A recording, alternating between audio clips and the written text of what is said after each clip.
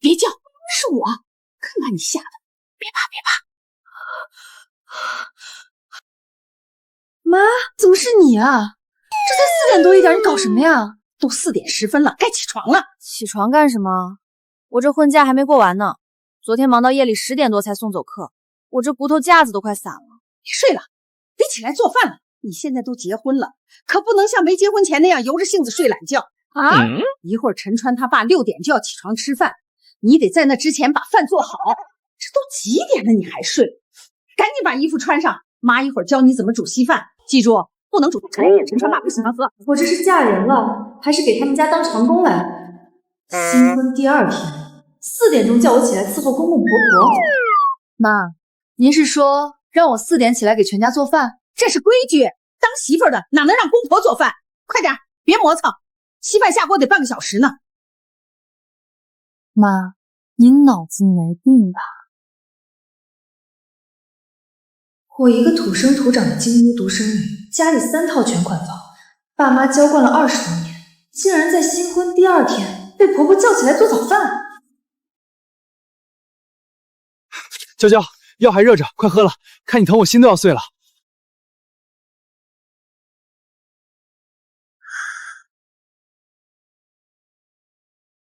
娇娇，只要你喜欢，我愿意一辈子给你买早饭。娇娇，咱家不图对方大富大贵，但那孩子是小县城的，生活习惯观念完全不同，你会受委屈的。爸，陈川对我百依百顺，他老家的人都踏实靠谱，你就相信我的眼光吧。为了让他能在京都扎根，我爸动用所有人脉，把他送进了高校当讲师。你嘀嘀咕咕说什么呢？听见妈说话没？稀饭里加点碱，他爸好这口。陈川工作辛苦，你以后得懂事儿，早起把饭做了。那14个小笼包，这就是你说的对，只要你喜欢，这就是我愿意一辈子给你买早饭。一定会对我好。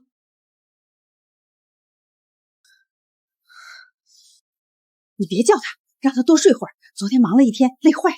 合着你还知道昨天累啊？你儿子累，我就不累了。这婚是他一个人结的，昨天忙前忙后，我干的比他只多不少。好的，妈，您先出去，我穿好衣服就出去。好，那你快点啊，妈在门口等你。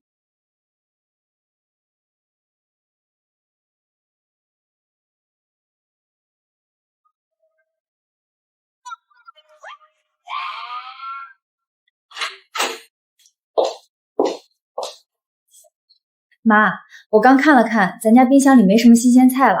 早上菜市场的菜最新鲜，我去多买点。陈川最喜欢吃新鲜的青菜了。哎呦，好，还是你有心，知道疼陈川。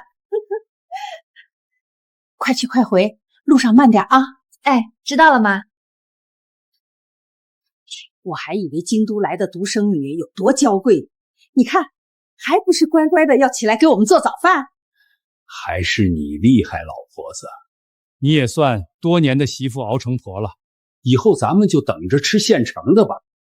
我就不信治不住他，大城市来的怎么了？是条龙来咱们这儿也得给我盘着。趁他们在家这几天，我必须得给他立好规矩，不然等回了京都他的地盘，还不知道要张狂成什么样子。你看他平时天天把咱儿子指使得团团转，等着吃我做的饭，你们也配？想治我，下辈子。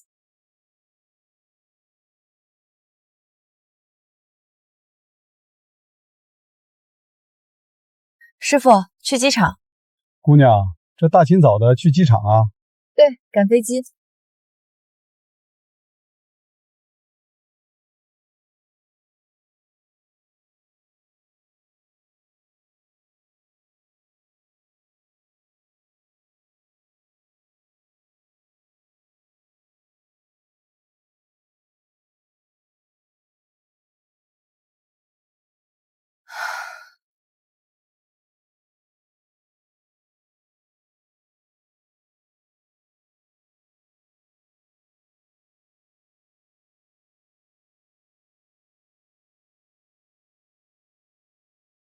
老婆，你到底去哪儿了？电话都不接，你知道我都急成啥样了吗？是不是出去买菜迷路了？你发个定位给我，我去接你。买个菜都能迷路，这么娇滴滴哪能行啊？以后可怎么过日子？我在京都呢。京都？你怎么会在京都？不是说好1个星期后咱们再回去吗？本来说好待1个星期拜访亲戚，现在新媳妇儿直接飞了，我看你们家这脸往哪搁？因为我不想做饭啊，陈川，我觉得你们家真有意思。你妈凌晨4点叫我起来给你全家做饭，怎么？我没嫁进来之前，你们家没人做饭，都饿着。老婆，你听我解释。4点，昨晚咱们2个几点睡的，你心里没数吗？你妈还说以后我每天都要早起给你们家做饭。不好意思，你们家这样的规矩，我伺候不了。反正咱俩只办了婚礼，还没领证，要不咱俩就这样吧，不合适。妈，你在搞什么鬼啊？你叫他起来做饭干什么？咱家饭不都每天是你做的吗？我那时候刚嫁给你爸的时候，也要起来做饭啊，怎么我能做，他就不行了？那能一样吗？你那时候还啃树皮呢，你现在怎么不去啃了？好了，怎么对你妈说话呢？你妈还不是为了你们好？怎么就为我们好了？还不是她自己控制欲太强？谁家好人4点叫新媳妇起床做饭？好了，儿子，闹2天就回来了，她都嫁给你了，你还怕她跑了不成？嫁什么啊？我俩还没领证呢。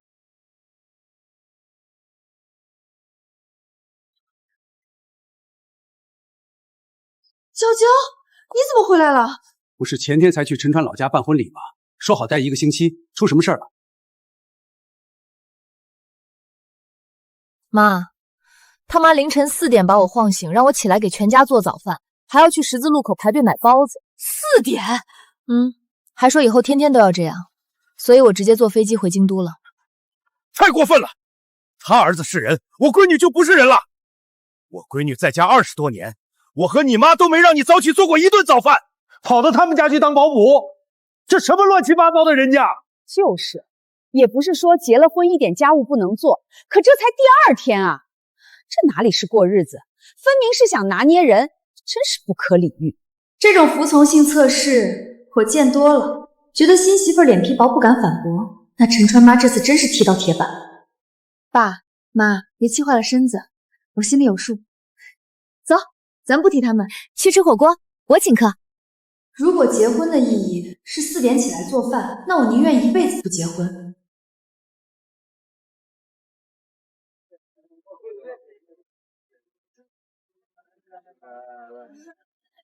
陈川急，我看是你急吧？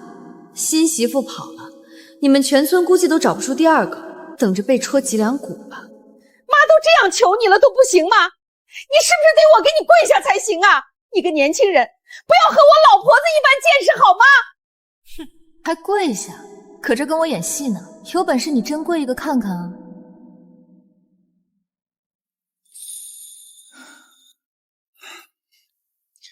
老婆，你快回来吧，家里亲戚都打电话问怎么回事了，他们都把妈给说了一顿，妈也深刻认识到自己的错误了。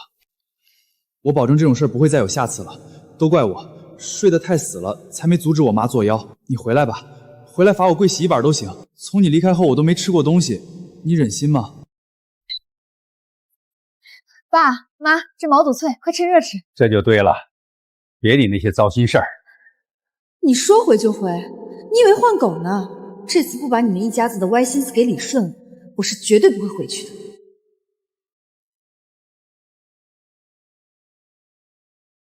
这个群是婚礼前1天婆婆硬拉着我进的，既然拉我进了群，那我就得给大家好好表演一段。川子啊，我饭菜都做好了哦，一会儿带着新媳妇快点来哈。你大姑我红包都准备好了，就等你们来了。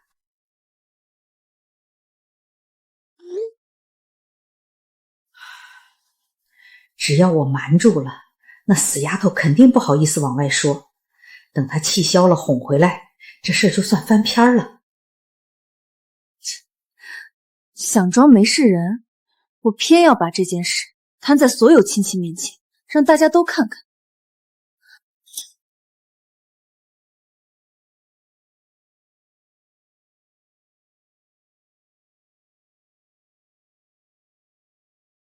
什么？回京都？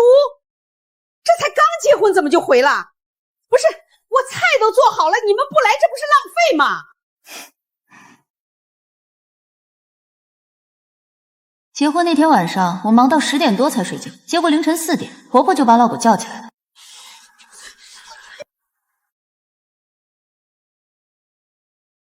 嫂子，你这做法可不对。现在都什么年代了，还搞旧社会那一套。人家姑娘千里迢迢嫁过来，不是来给你家当保姆的。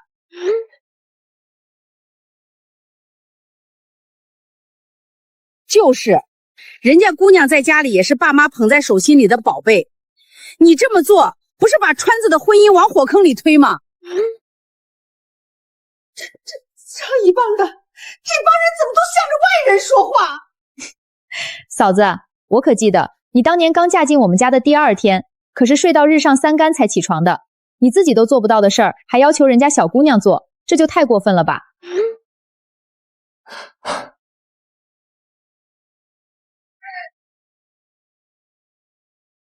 婆婆这辈子仗着儿子考上了京都的大学，留在了京都当老师，没少在亲戚面前耍威风摆架子。现在她的脸算是被我亲手放在地上踩了个稀碎。给我立规矩，先看看你自己有没有那个资格。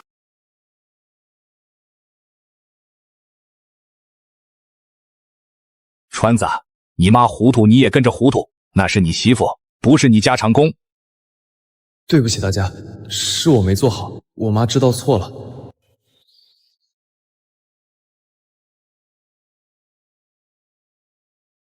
爸妈，我来接娇娇回去。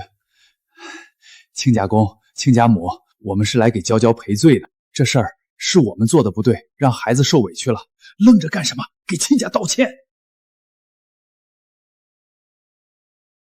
亲家公、亲家母，这事儿怪我，是我老糊涂了，不该大清早叫娇娇起来做饭。妈年轻时候伺候公婆习惯了，脑子转不过来弯。妈跟你保证，以后绝对不会再这样了。你就跟我们回去吧，啊！老婆，我发誓，以后家里的家务都我做，饭都我做，咱们别因为这点小事就散了。我也和我爸妈慎重谈过了，以后他们绝对不会再干涉我们的生活，再也不会出现这种情况了。你别生气了好吗？娇娇，既然亲舅和陈川都表了态，这事儿也算翻篇了。小两口过日子，难免有磕磕绊绊，别再生气了。对，知错能改，善莫大焉。跟陈川好好回去吧。行吧，既然爸妈都这么说了，我就再给你们一次机会。谢谢老婆，老婆你真好。哎呀，今天的机票全卖光了，只能订明早的航班了。老婆，你先回去收拾下行李，好好睡一觉。我今晚留在这儿陪陪我爸妈，他们年纪大了，第一次来京都，人生地不熟的，我不放心。行，那你陪着吧，我先走了。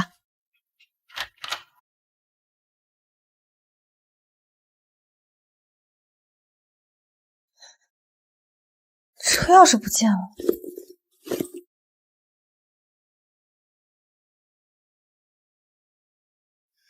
这个死丫头，真是气死我了！我活了一辈子，从来没这么丢脸过，在亲戚面前被指着鼻子骂，全都是因为她。在亲戚面前被指着鼻子骂，全都是因为她。妈，你现在知道生气了，早干什么去了？我跟你说过多少次了，让你别乱搞事，你非不听。我不是想给你出气吗？你看你在京都，在他面前天天低声下气的，跟个上门女婿一样，妈看着心里难受。我就是想给他立立规矩，让他知道以后家里谁说了算。谁知道他性子这么烈，直接跑回京都了。妈，你知道什么呀？娇娇他爸在学术圈的人脉，能帮我早点评上副教授。你非和他闹干什么？再说了，你就算想争口气，也得等我俩领了证吧。最好是等生了孩子，他不就被我们绑死了？到时候你再怎么搓磨他不行，非要现在这个节骨眼上闹事儿。我俩现在还没领证呢，你就不能忍忍？儿子，都怪妈没想这么多，就想着赶紧拿捏住他。那现在怎么办？他会不会不肯跟你领证啊？那你以为我不想啊？原本打算婚礼第2天就去县里民政局领证，全被你搅黄了。好了妈，我心里有数。你以为结婚第2天早上你叫他起床做饭的时候，我不知道吗？我那时候早醒了，不过是闭着眼装睡而已。我本来想着他怎么样也能忍忍，毕竟刚结婚，脸皮薄，不敢闹得太难看，却不想他这么不懂事，竟然直接自己跑回京都了。还是我儿子有主意，是妈太急了。行，妈以后都听你的，肯定忍住，等你们领了证，妈再好好给他立规矩，给你出气。这就对了，妈。娇娇她家就她一个独生女，以后她家的什么东西不都是我们的？你知道他们家在京都有几套房子吗？3套。他爷爷留了一套2环里的学区房，他爸妈还有2套，加起来几千万的资产，这些以后不都是我们的？不然光靠咱们家这点家底，能在京都买得起房吗？能在京都扎下根吗？我知道你老想着让我找个县城姑娘，说好拿捏，可那些姑娘家里的钱有娇娇家一个零头多吗？为了这些钱，你也得忍忍。等以后东西都到手了，你想怎么样都行。等我评上了教授，站稳了脚跟，就把你和我爸接来京都，单独住一套房子，享清福。好，还是我儿子有远见。我以为这只是一场拙劣的服从性测试，闹一场就过去。可我万万没想到，陈川的心思比他妈歹毒10000倍。他想要的从来都不是我这个人，而是我家的钱，我爸的人脉，我家在京都的房子。他想的是吃我们家的绝户。给你整整7年，2000多个日日夜夜，他永远温柔体贴，百依百顺，我竟然一点破绽都没看出来。想吃我们家的绝户，做梦吧！你不仁，就别怪我不义。从这一刻起，恋爱脑的徐娇娇已经死了。幸好婆婆整了证没出，不然等领了证生了孩子被绑死，我都没处哭去。这个证肯定是不能领，但也不能就这么分了，那太便宜他们了。我要闹得你们全家鸡犬不宁，身败名裂。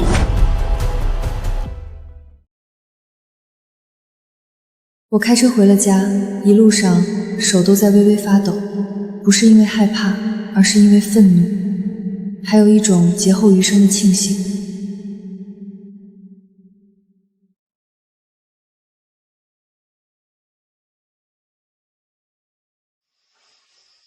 3套房，几千万的资产，以后不都是我们的？每听一遍，心里的寒意就多一分。7年，2000多个日日夜夜，我终于看清了那些被我忽略的细节。我家住京都2环。小陈，入职的事我打好招呼了，谢谢。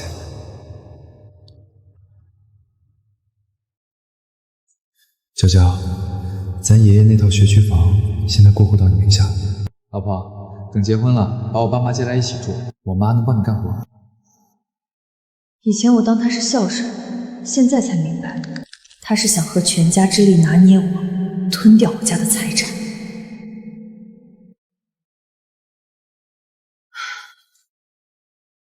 陈春，你想吃绝户，那我就让你看看这顿饭你有没有命咽下来。我要亲手把你们一家精心编织的美梦撕得粉碎，我要让你们为自己的算计付出惨痛的代价。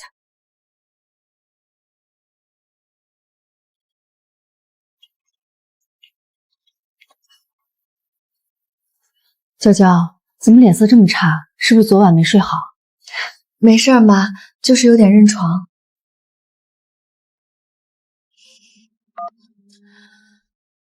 好，我收拾好东西等你。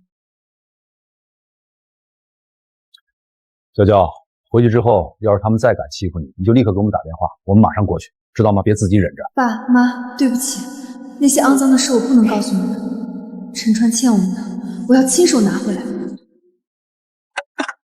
亲家母、亲家公，昨晚休息的好吗？哎呀，真是给你们添麻烦了。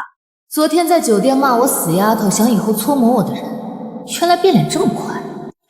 老婆，昨天休息的好不好？东西都收拾好了吗？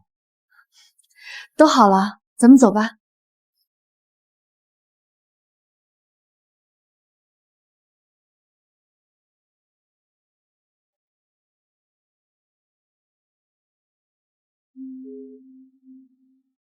哎呀，娇娇来了，快进屋坐，快进屋坐。妈给你泡了热茶，还特意去超市买了你爱喝的蜂蜜柚子茶，跟那天凌晨4点叫我起床的嚣张样判若两人。快吃水果，特意给你买的。老婆，这几天委屈你了，你放心，以后我绝对不会再让你受一点委屈。好。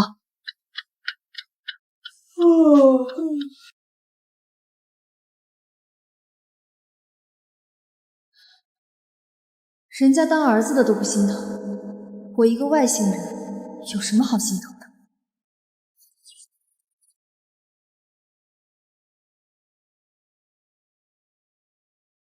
娇娇醒了，快过来吃饭，这都是妈特意给你做的，知道你不吃辣，妈还特意少放了一点，你快尝尝。少放了一点，这满桌除了辣椒我都快看不到菜了。想给我下马威又不敢明着来，只能用这种上不了台面的阴招。老婆，妈辛苦做的，快坐下吃啊。想给我找不痛快，那我就让你们知道什么叫偷鸡不成蚀把米。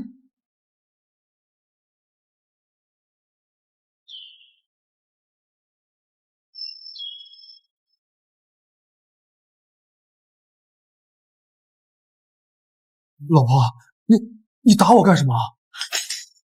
我吃不了辣，你是不是没跟咱妈说清楚？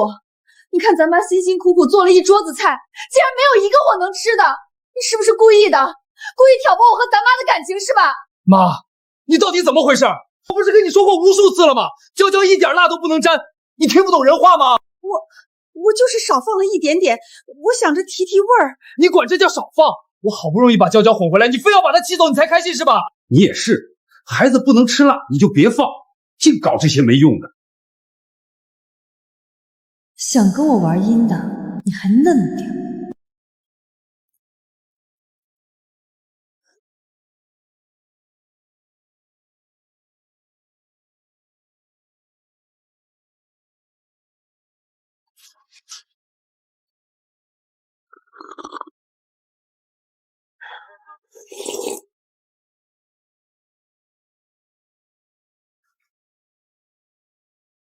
被我在饭桌上反杀了一次之后，婆婆老实了好几天。虽然做饭不敢再放辣椒了，可她心里的那股不服气终究是压不住的。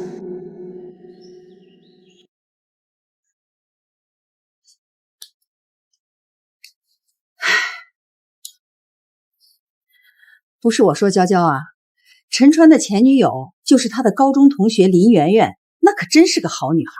那姑娘长得又好看又能挣钱，最主要的是可孝顺了，懂事又听话，方圆几里地都找不出这么孝顺的好孩子。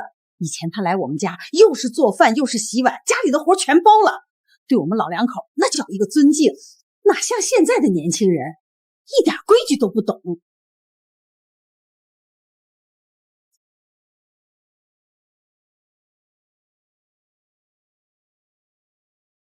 原来陈川的前女友这么好啊，难怪会甩了他，他确实配不上人家。你胡说八道什么？我不是那个意思，我的意思是人家姑娘更优秀更懂事。所以你的意思是我眼瞎看上了别人挑剩下的垃圾？妈，哪有你这么说自己儿子的？你也太狠心了吧！你话说回来，他到底为啥没跟你儿子在一起啊？难道是早就听说有你这么个滚刀肉婆婆，提前吓跑了？儿子，你看看他欺负我，他说我不好也就算了，他还骂你是垃圾。娇娇，就算我妈有不对的地方，你也不能这么说话吧？她毕竟是长辈。看来他觉得我已经消气了，不会再闹着分手。狐狸尾巴终于要藏不住了。长辈，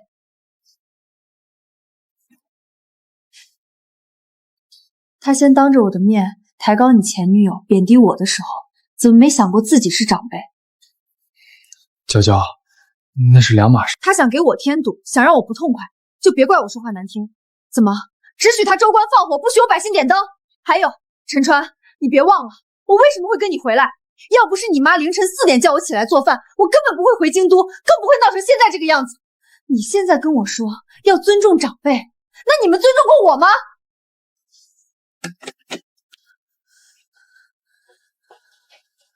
妈，你是不是有病？我跟你说过多少次了，让你别惹他，别跟他说这些有的没的。你是不是非要把他气走，让我婚也结不成，你才开心？我不就是随口说了一句吗？他至于发这么大的火？儿子，你怎么现在处处都向着他？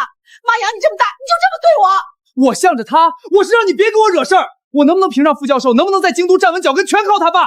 你非要把他得罪死了，我这辈子就毁了，你懂不懂？我跟你说过多少次了，等领了证，等我站稳了脚跟，你想怎么样都行，你就不能忍忍吗？你这张嘴早晚要把我的前途全毁了。我辛辛苦苦把你养这么大，供你上大学，你现在为了一个女人这么骂我，我真是白养你了。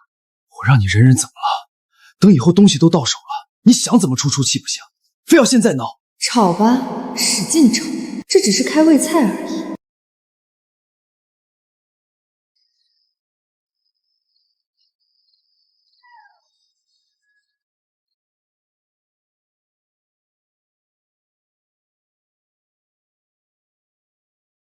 老婆，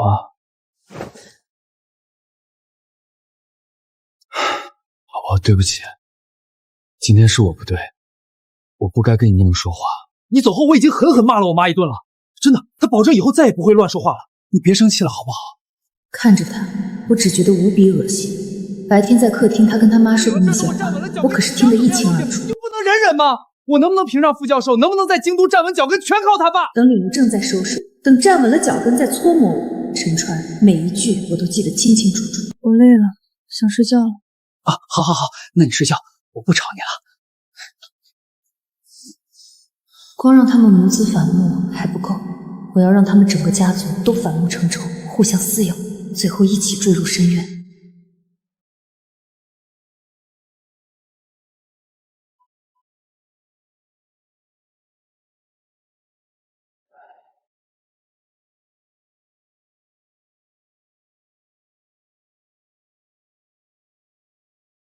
现在的年轻女人啊，真是越来越不像话了。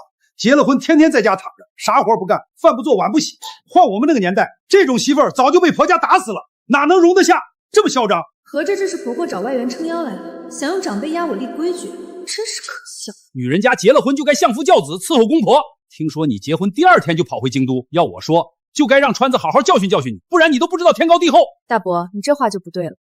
你们也就生的时代好，一夫一妻制保护了你们，不然换成现代社会，拉着这个熊架势大男子主义，不尊重女性，估计得打一辈子光棍。不过你放心，老话说得好，穷不过3代。就你们家那条件，就算你这一代娶上老婆了，下一代也不一定。早晚你家这劣质基因得被自然淘汰。你这孩子怎么说话呢？有没有点家教？长辈跟你说话，你就这么顶嘴？怎么，实话还不让人说了？天王老子都没说不让人说话，你比天王老子还牛，你算个什么东西，也配来教训我？我吃你家大米了，还是花你家钱了？轮得到你在这里对我指手画脚？大伯，别生气，别生气，他年纪小，又京都来的，不懂事儿。您大人有大量，别跟他一般见识。对了，大伯，听说陈星考上公务员了，陈星和我面试都过了，就等政审了是吧？对，我们家陈星马上就要考上公务员了，就等着政审了。等政审一过，那就是正儿八经的国家干部了。到时候我儿子找对象，我必须得让他好好挑挑，样子丑的不要，父母没退休的不要，家里没钱的不要，没有编制的不要，还有像你媳妇儿这样的没规矩不孝顺的，我们家肯定不要。那可惜了。据我所知，符合你这个条件的女孩子找对象都要男方父母双亡，你家明显不符合要求。你什么意思？不过，如果你和老伴儿现在就去死，也不是来不及。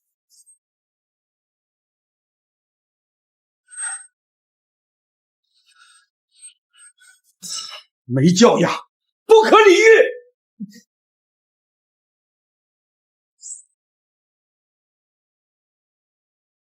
老婆，你别跟他一般见识。我大伯那个人就是个老顽固，思想老旧，你别往心里去。他那个人就这样，一辈子没什么本事，就靠着儿子考上个公务员，天天到处炫耀，尾巴都翘到天上去了。陈星，他真考上了？我之前怎么没听你说过？嗨，考了好几年了，今年才考上，有什么好说的？再说了，就算考上了也没什么出息。老婆，我跟你说，你可别跟别人说，我这个堂弟，别看他考上公务员了，天天不学好，私生活乱得很，以前各种乱搞男女关系，还把前女友的私密照发我们家族群里，你说这不是乱搞吗？就算考上了，也肯定会出事儿。还有，他上学的时候就天天逃课上网打架斗殴，欠了一屁股网贷，还是我大伯给他还的。就这种人也配进体制内？乱搞男女关系，私密照？对啊，陈川以前可没少跟我吐槽过他。那些不堪入目的照片和聊天记录，陈川手机里肯定还有备份。老公，你说的这些有证据吗？真的假的？他竟然是这种人，那还考公务员，政审能过吗？这些事儿都是他私下里干的，别人又不知道。你看，他天天跟我炫耀这些，我都懒得理他。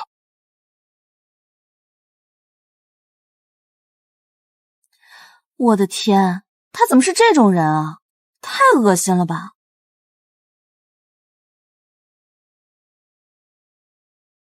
可不是嘛，这种烂泥扶不上墙的东西，要不是大伯天天吹，谁稀罕理他？私生活混乱，道德败坏，辱骂报考单位，每一条都够你喝一壶。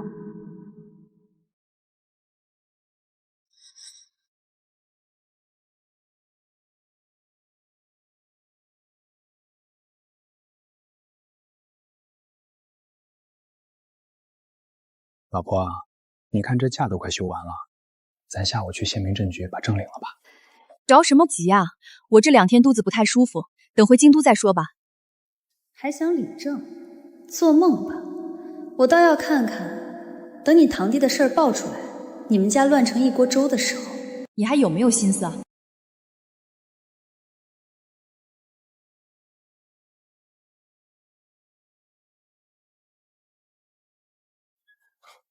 大伯，陈星，你们这是干什么？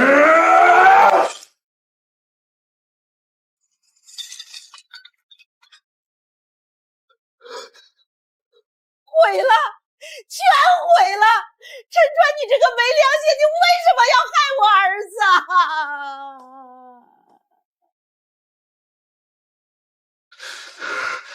陈星，你疯了吧？你打我干什么？我干什么？好你个陈川，我把你当亲哥，你把我当傻子，你竟然去举报我，你怎么这么卑鄙呢？什么？我举报你？我举报你什么了？你有病吧？你别装傻了！我们2个的微信聊天截图被人拿去举报了，除了你，还有谁有这些截图？不是你举报的，还能是谁？我的政审被刷下来了，人家单位给的理由就是私生活混乱、道德败坏，不符合录用标准。我考了3年，就差这3年最后一步，全被你毁了。星儿啊，你是不是弄错了？你哥怎么会去举报你呢？你们可是亲兄弟啊，他绝对不会干这种事儿的。弄错？我弄错什么？除了他，没人有这些聊天记录，不是他是谁？不会吧，老公，你真的去举报陈星了？我还以为你那天跟我说那些话就是随口吐槽，说着玩呢。老婆，你在说什么？我什么时候举报他了？根本不是我干的！你闭嘴！别在这里胡说八道，挑拨离间！我儿子绝对不会干这种事儿！妈，我哪里胡说八道了？你不是也跟我说过吗？你说陈星算个什么东西？就他那样的，还想考公务员？跟我们家陈川差远了。你还说他天天乱搞男女关系，就算考进去了，早晚也会被人举报。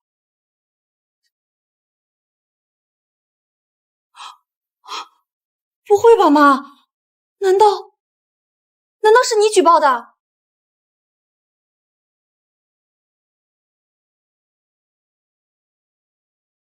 李春梅，我就知道你这个女人一肚子的坏水，快点吧！家家陈星考上公务员，把你给气怒坏了是吧？你竟然敢坏我儿子的前途，我跟你拼了！你疯了！不是我干的，是那个小贱人挑拨离间。不是你干的，是谁干的？除了你，没人这么歹毒！我今天非撕烂你的嘴不可！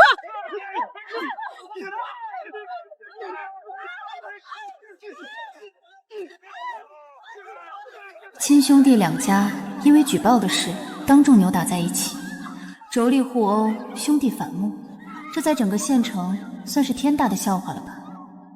这还不够，我要的不只是这些。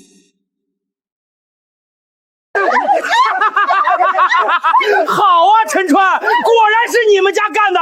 我告诉你，我考不上公务员，你也别想好过。你别忘了，你以前给我发的你和你们学校女大学生的那些事儿，你玩弄女学生、潜规则女学生的事儿，你以为没人知道吗？陈星，你住嘴！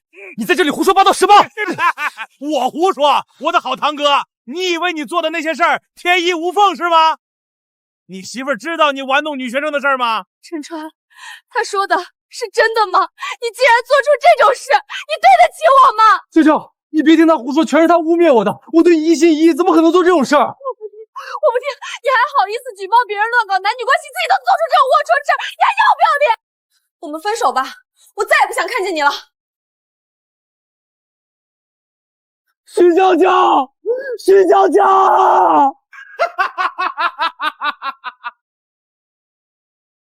娇娇，你开门听我解释，全是陈星疯了乱咬人，陈川你还想骗人，你那些恶心的事儿我都有证据，跟我去死吧！陈川，你的好日子到头了。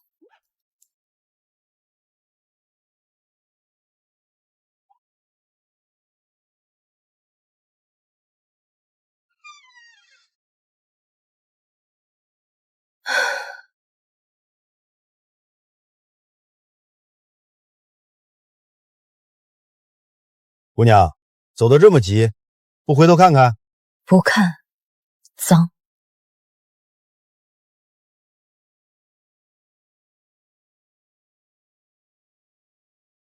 娇娇，怎么今天就回来了？出什么事儿了？3套房，几千万资产，以后不都是我们的？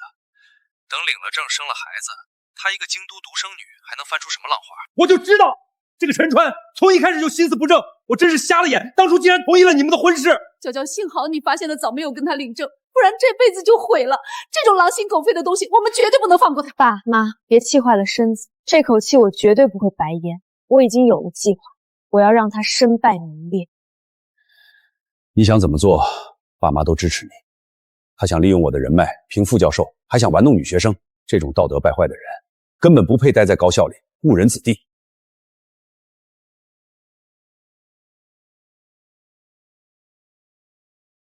等领了证，生了孩子，她一个京都独生女，还能翻出什么浪子？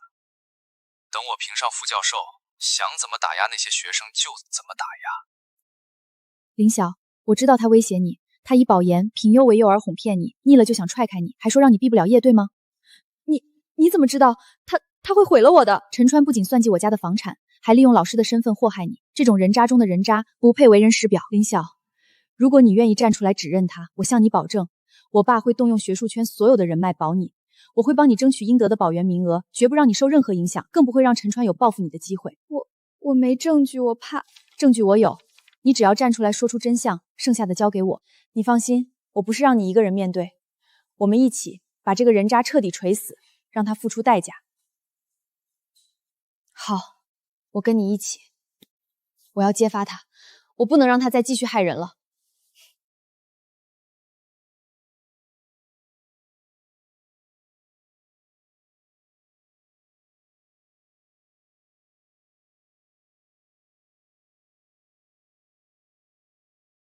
老师您好，我们要实名举报。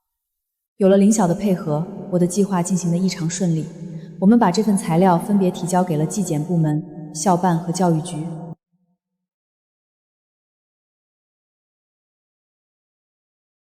闹得好，就是要让全世界都知道这人渣的真面目。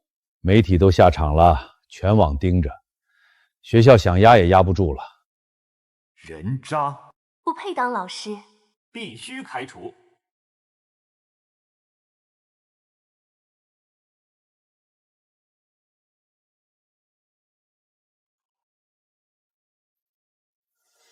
陈星，你接电话呀！你把帖子删了，我给你钱行不行？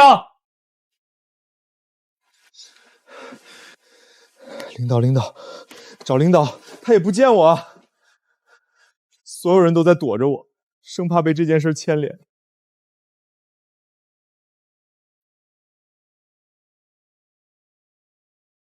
我叫林晓，是陈川的学生，他利用保研名额哄骗我，甚至威胁我不从就让我毕不了业。这篇长文就像一颗重磅炸弹，再次把这件事推上了新的高潮。这些都是他们霸凌同学的证据。林同学，情况我们已经核实，证据链非常完整。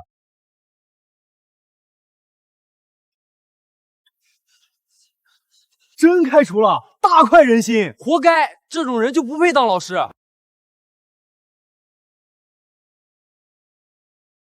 他不仅丢了工作，还在教育系统臭名昭著。他策划了7年，想靠我家在京都飞黄腾达的美梦，彻底碎了。看，那就是陈川他妈，儿子在京都耍流氓被开除了，真丢人。婆婆被大伯母挠得满脸是伤，彻底没脸见人。公公也气得住进了医院。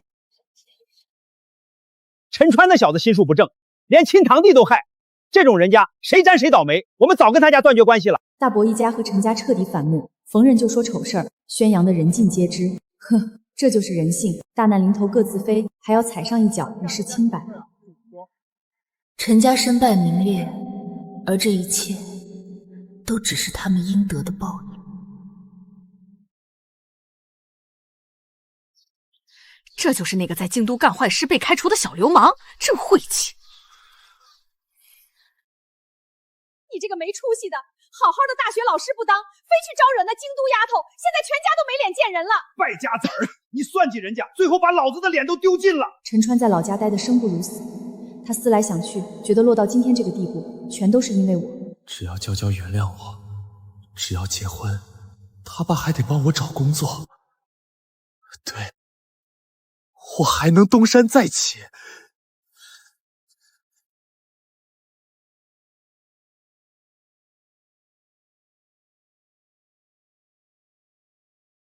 干什么呢？别在这捣乱！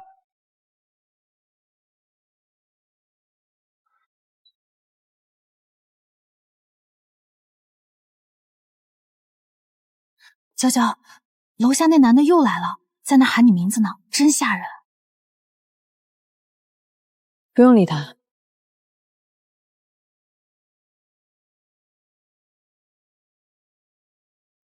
娇娇，求你见我一面，我真的知道错了，只要你肯原谅我，让我做什么都行。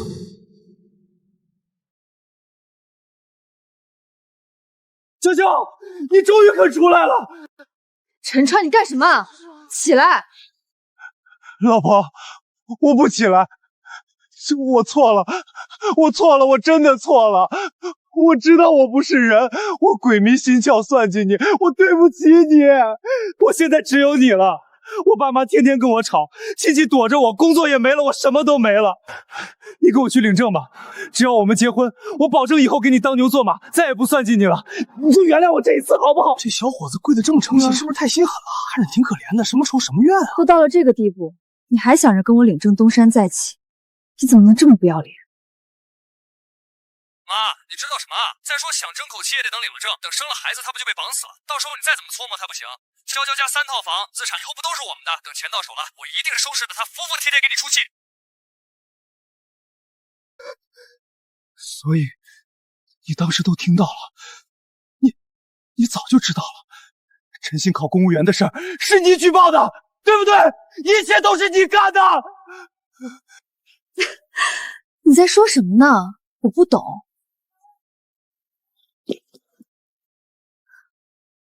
陈川，你问我配不配？我现在告诉你，是你不配。你精心算计了7年，想吃我们家的绝户，结果到头来工作没了，名声没了，前途也没了，这都是你应得的报应。想吃京都独生女的绝户，你做梦去！滚吧你！别在这丢人现眼了！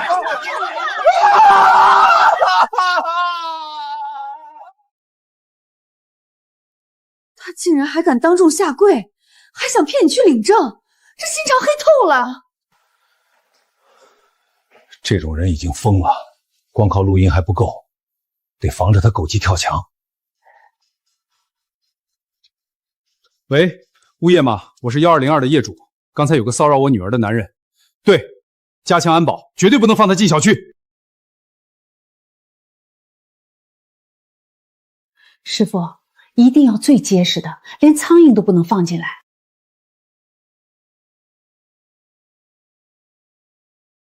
我整理了陈川送我的所有东西，全部打包扔掉，彻底斩断和他的所有关联。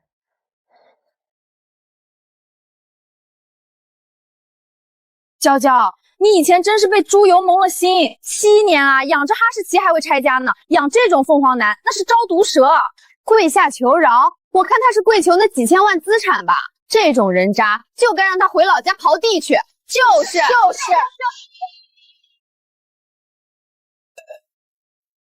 听好了，以后找男人先看人品，再看家教。这种想吃绝户的，有一个杀一个。干杯！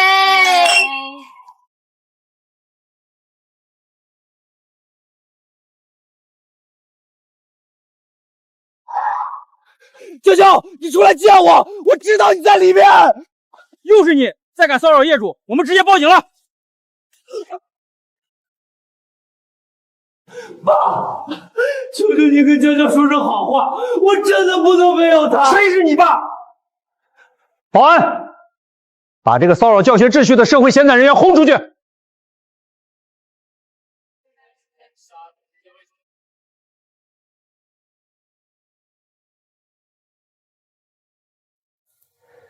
你不让我好过，我也要毁了你的名声。这不是那个潜规则女学生的陈川吗？黑料在这儿呢，还嫌贫爱富，听听这段录音吧。还想在网上发小作文卖惨洗白自己？陈川，正义是不会缺席的。你还敢回来？你这个烂了心肝的畜生！你们干什么？放开我！李春梅、陈老二，你们今天必须给个交代！要不是这小子眼红使坏举报，我儿子陈星现在早就是干部了。50万，这是陈星这几年的误工费、培训费，还有精神损失费，少一个子儿，今天谁也别想进这个屋。50万？你们疯了吧？我哪有钱？我连工作都丢了。没钱，没钱就拿秘籍！快看快看，老陈家兄弟俩又开眼了，这次更精彩，开口就要50万。活该，一家子坏水，这回是狗咬狗一嘴毛。吵什么吵？这是派出所，不是你们家后院。为这种事儿打架，你们嫌不嫌丢人？又是你们老陈家，这半个月都来几回了，全县城的警察都认识你们了。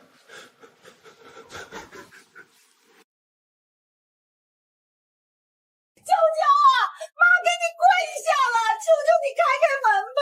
都是我的错，是我老糊涂了，我不该叫你早起做饭，我不该给你立规矩，你打我骂我都行，求你原谅陈川吧，给陈川一次机会吧。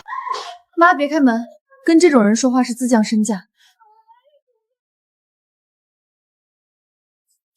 喂，110吗？我这里是 Chax 小区，有个不明身份的妇女在我家门口恶意骚扰，请立刻出警。这老太太谁呀？怎么在大马路上哭呢？听说是那家以前准女婿的妈。别喊了，起来！警察同志，我找我儿媳妇。人家都报警了，你这是违法行为，跟我们走一趟。你这是严重干扰他人生活，知不知道？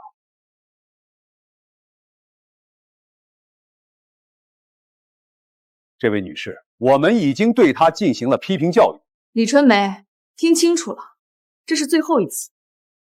如果你们家再敢出现在我家门口，或者骚扰我父母，我不仅会申请人身保护令，还会立刻起诉陈川涉嫌经济诈骗和名誉侵权。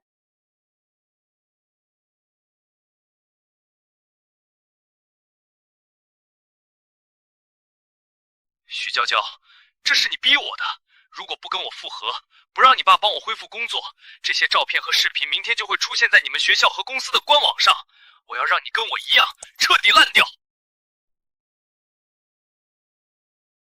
考虑好了吗？我的耐心有限，明天上午10点见不到你的人，我就按发送键。陈川，软的不行就来硬的是吧？你还真是天真。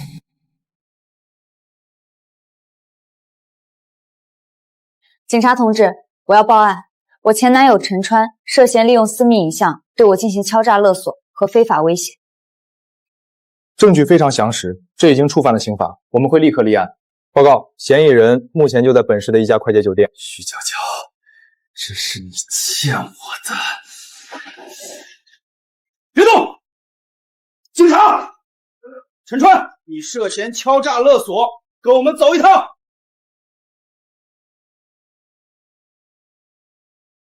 陈川，你的电脑和手机已经全部起证完毕，多次发送威胁邮件、匿名短信，还试图大范围传播他人隐私影像，这些证据足以让你进去待一阵子了。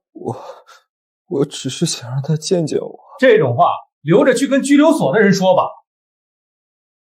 徐小姐，处理结果出来了，陈川因多次骚扰、恐吓他人，且存在传播他人隐私的违法事实，情节严重，依法对其处以行政拘留15日的处罚。谢谢警察同志。辛苦你们了。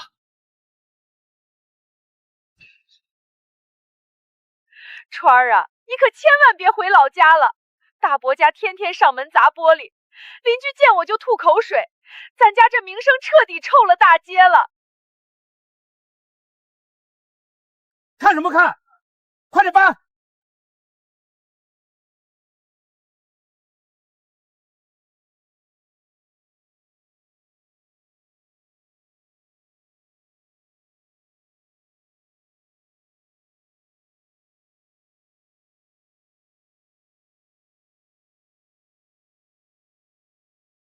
娇娇，入职3个月，你的业绩全组第1，从下周起，你正式升任部门主管。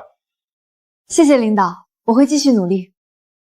解决了陈川所有的纠缠之后，我的生活终于恢复了平静。我辞掉了原来的工作，跳槽到了一家更好的公司，升职加薪，开启了全新的职业生涯。娇娇，你的核心力量越来越稳了。这幅画很有感染力，感觉你最近的心境开阔了很多。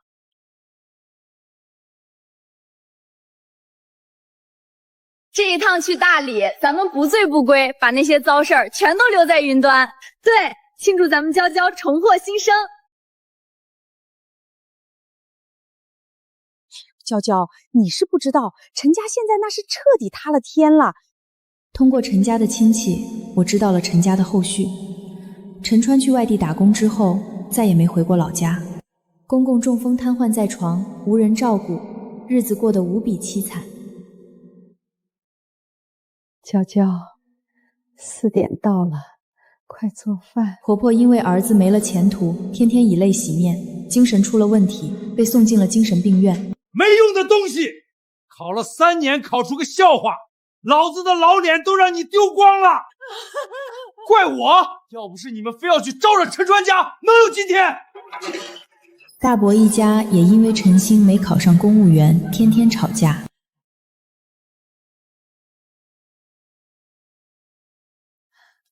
你看，咱们娇娇现在这精气神儿，跟半年前简直判若两人。是啊，这孩子打小就聪明，迈过那个坎儿，往后全是坦途。爸妈，下周末我带你们去郊区那个温泉酒店放松一下，我刚拿了奖金。娇娇，妈以前总催你，总觉得女孩子得有个归宿。现在妈想通了，只要你过得舒坦，比什么都强。娇娇，爸跟你说句掏心窝子的话，以后找对象不用着急，一定要看清楚人品。门当户对不重要，重要的是真心待你，尊重你。对，别听外面那些嚼舌根的。你要是遇不到合适的，咱就不将就，就算一辈子不结婚，爸妈也能养你一辈子。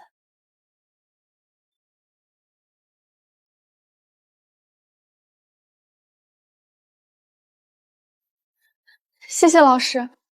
林同学，学校核实了全部情况，你的综合表现非常优秀，往后的路安心走，学校是你最坚实的后盾。林晓因为勇敢站出来指证陈川，受到了学校的保护，他顺利拿到了保研名额，开启了全新的大学生活。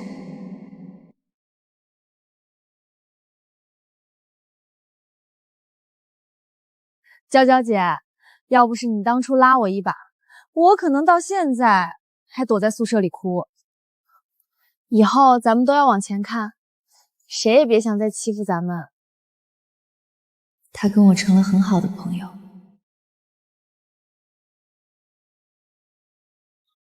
好，不见不散。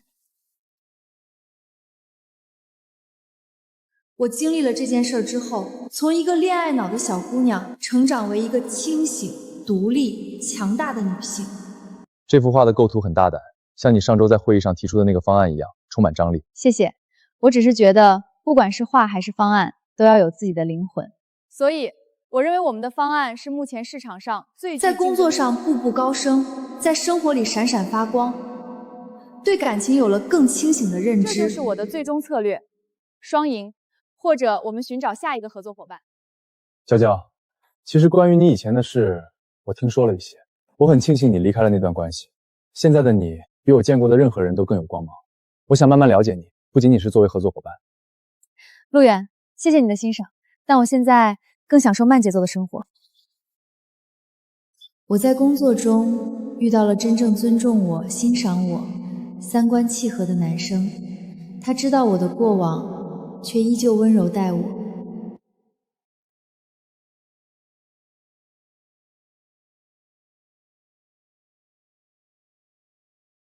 1年后，我凭自己的努力做到了部门总监的位置。徐总，这是下季度的规划，请您过目。在京都，我靠自己的能力买了一套属于自己的小公寓。